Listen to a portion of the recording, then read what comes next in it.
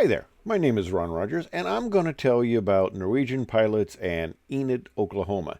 Now, I'm doing a couple of videos on various foreign student groups that we had, but the Norwegian pilots were a special group. These guys were an actual hoot. Now, this is no way denigrates Norwegian warriors of any sort, and if you have any questions about that, this is the book to read, Winter Fortress. That will tell you about how amazing Norwegian warriors can be. And if you want somebody who can handle snow, these are the guys you talk to. But okay, let's talk about Enid, Oklahoma first.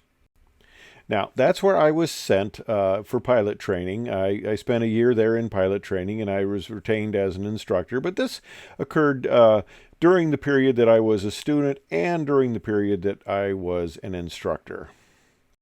Now, Enid actually is a beautiful city. We lived there 2.5 years. We enjoyed it. We made a lot of friends, but one thing I discovered quickly in the military, and this is my first military experience, there are people that know that you're only going to be there for 3 years, so why make friends with you?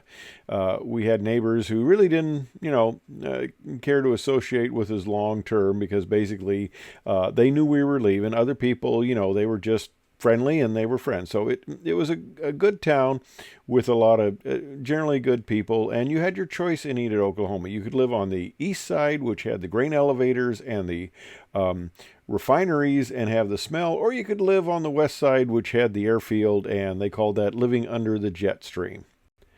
Now, like I said, I went to Vance Air Force Base. That was my first introduction.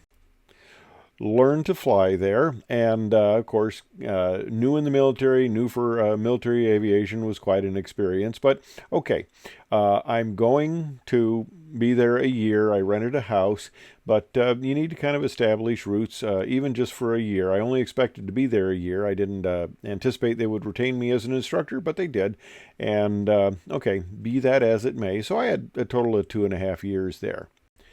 Now, of course, you need to establish, certain things. You need to establish phone service at the time. Everybody didn't have cell phones, so you actually had to get landlines. And you needed to establish banking accounts in that. Well, it was kind of interesting. Every establishment you went into, now, like I said, this is the Bible Belt. Every establishment you went into, they said, hey, how would you like to come to our church? You said, well, we already have a church, They'd still try to talk you into coming to their church. Now, Enid, Oklahoma does have a few churches. Enid, Oklahoma has a population of 45,000 people, and it has 74 churches. 56 of them, we were told, were Baptist church, and you can keep going through the list here.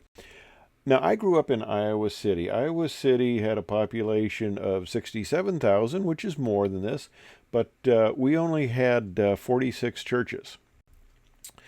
But one thing I found out in the Bible Belt is if you wanted a Baptist, primarily a Baptist church, you had one, and then you had another, and then you had even more, and then you almost could throw you almost couldn't throw a stone without hitting a church.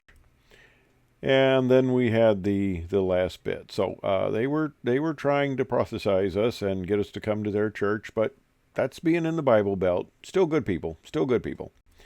But okay, the Norwegian students. Well, these people were kind of a hoot. They were pretty laid back and easygoing guys, and they would go out to Denny's, and they would sit there in the little booths there. And we were issued these survival knives. Now, on the right side, you see the parachute riser cutters. Now, it was assumed that, you might be injured, so you wouldn't necessarily have two hands to operate this. So on the left side was a switchblade.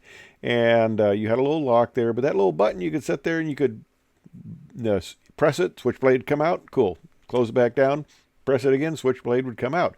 Well, that was meant as a piece of survival equipment. We actually had a little card we carried that said, although this is a switchblade and switchblades are in most jurisdictions considered an illegal weapon, because this was part of our military uniform, we were authorized to have it. Well, they didn't appreciate the Norwegian students sitting around Denny flashing their switchblades, so that got back to the commander, and there was a little get-together explaining, he didn't want to necessarily just focus on the Norwegian students, but he kind of explained to everybody that that is not what you do. Well, another interesting thing about the Norwegian students is they had an old Pontiac, I believe it was a Grand Prix. It did not look in this nice of condition. It was old, it was ratty, and it had a big Norway letters painted on the side. I mean, it was a whole length of the car, and it was both sides. Okay, so, and this was passed from student class to student class to student class. So everybody had a little bit of time in this car.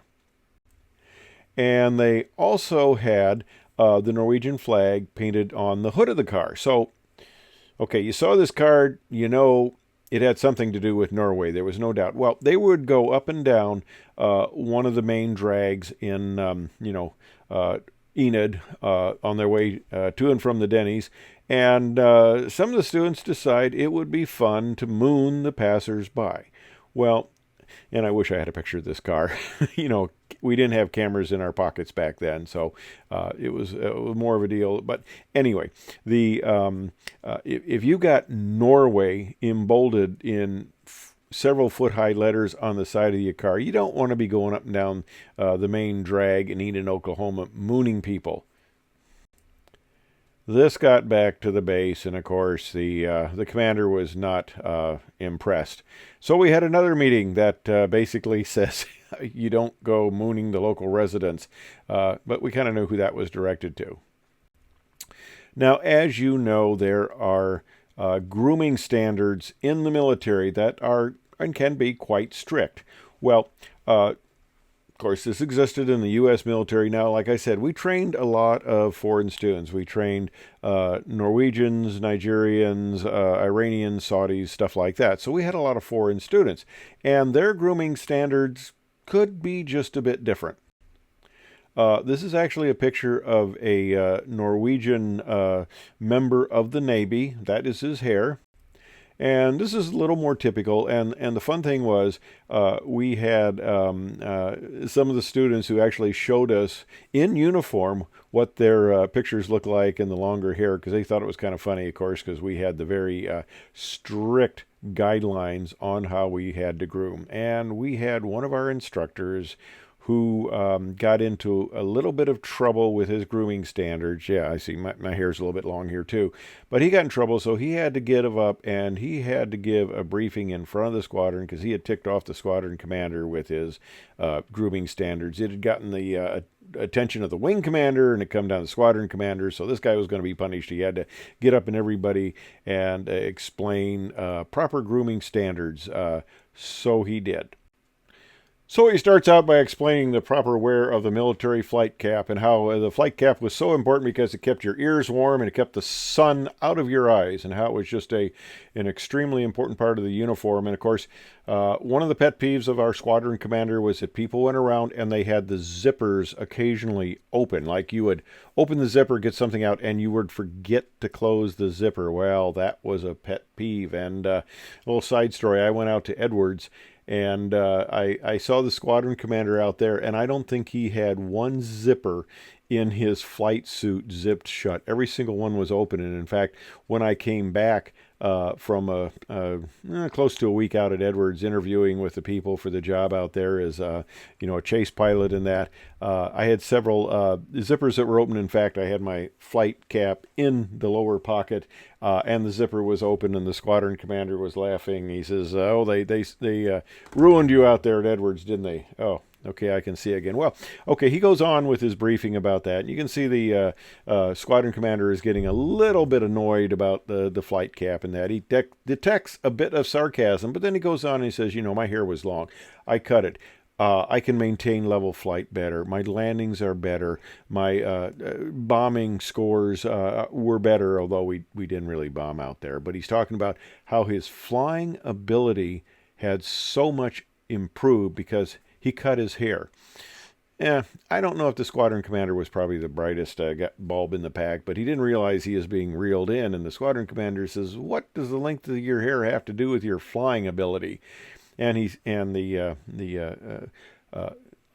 instructor here, under pressure to do this presentation, said, "Nothing. That's my point exactly."